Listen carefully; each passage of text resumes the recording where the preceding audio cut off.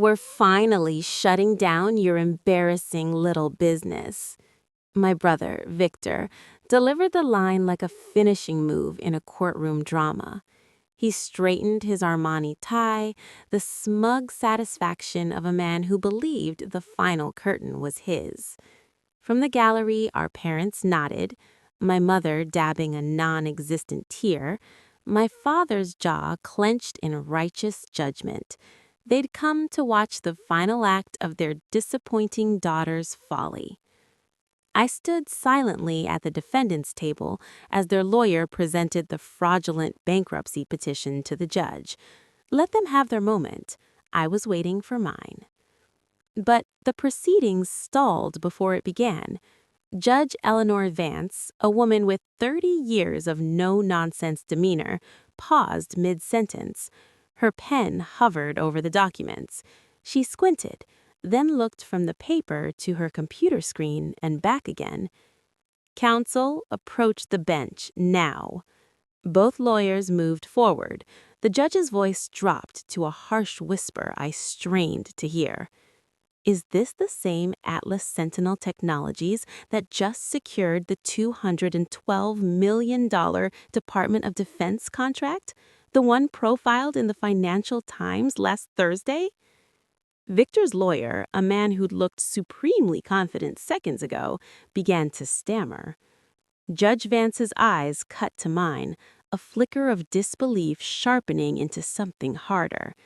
I am going to need to see extensive documentation before we proceed, she announced, her voice now carrying through the silent room, because either this is the most incompetent filing I've seen in my career, or someone is attempting to commit fraud in my courtroom.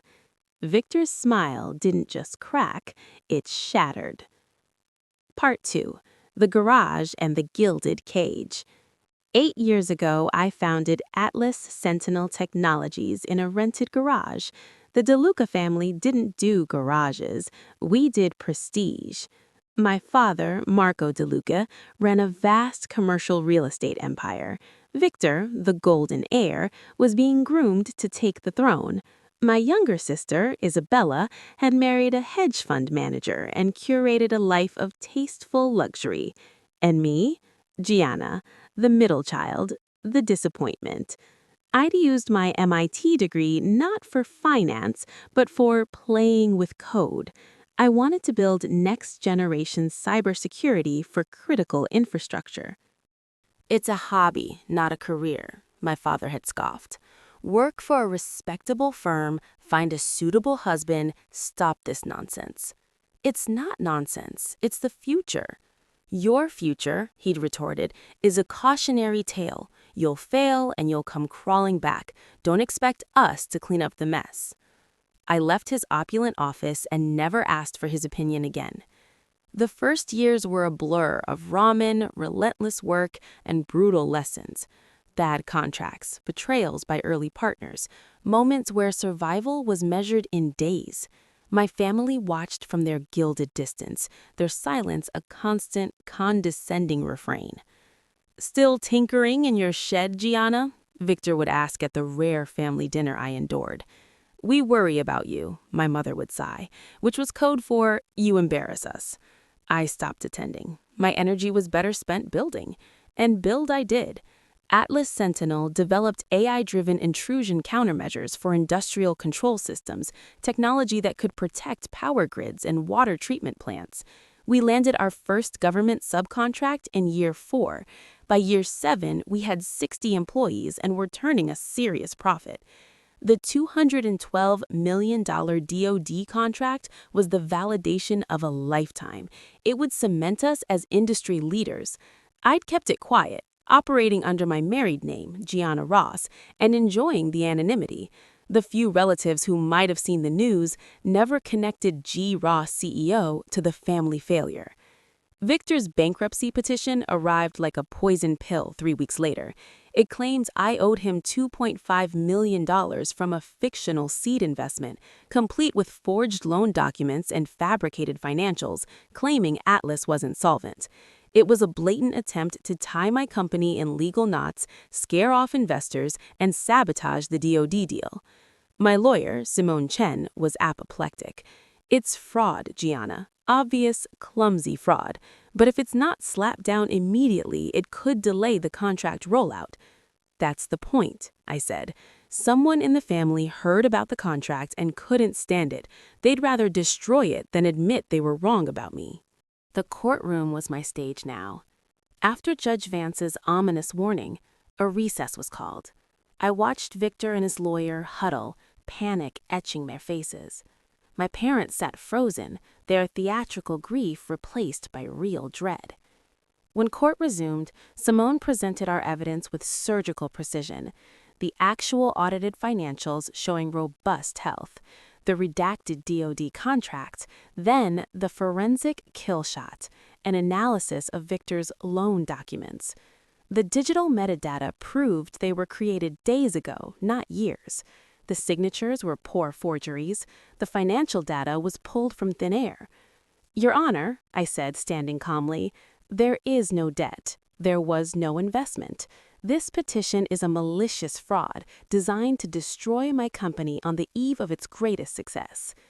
Victor shot up. She's lying. I have every right. What right, Mr. DeLuca?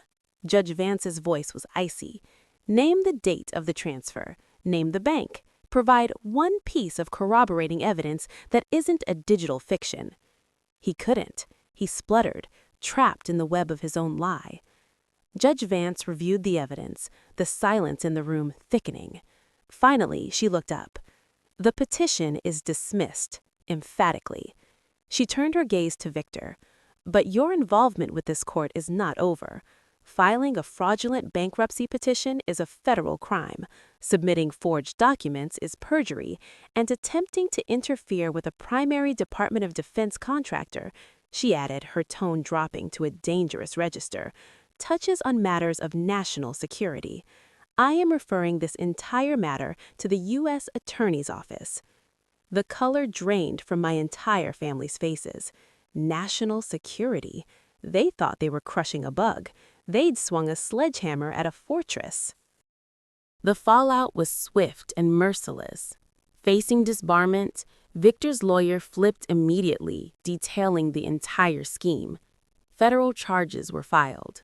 My father, using his fortune and every remaining favor, secured a plea deal.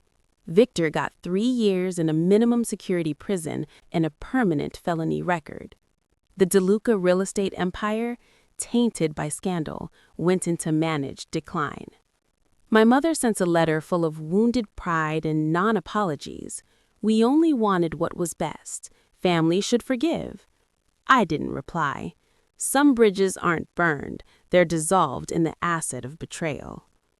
Atlas Sentinel celebrated its 10th anniversary this year.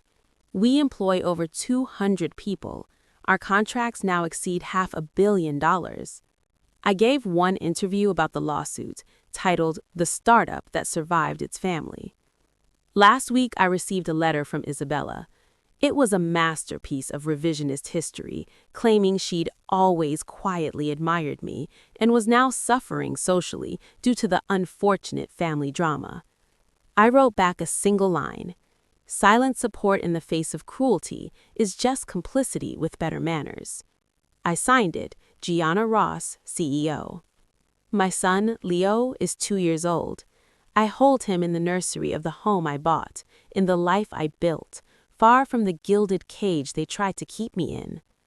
Your grandparents and uncle won't be part of your story, I whisper to him as he sleeps. Not out of spite, my love, out of protection. You will only know people who lift you up, not those who need to tear you down to feel tall. They marched into that courtroom to finally declare me a failure. Instead, the judge recognized the name of the company they'd come to bury because it was a name that mattered. They thought they were exposing an embarrassment. They exposed themselves as frauds. Now, while Victor counts days in a cell and my parents nurse their faded glory, Atlas Sentinel keeps building, keeps securing, keeps thriving. The garage was always too small for their imagination, but it was just big enough to build an empire that outgrew them all. If you believe in building your own legacy, hit that subscribe button. Your support helps Clara's Revenge bring you more stories of triumph over betrayal. Don't forget to ring the bell so you never miss a story.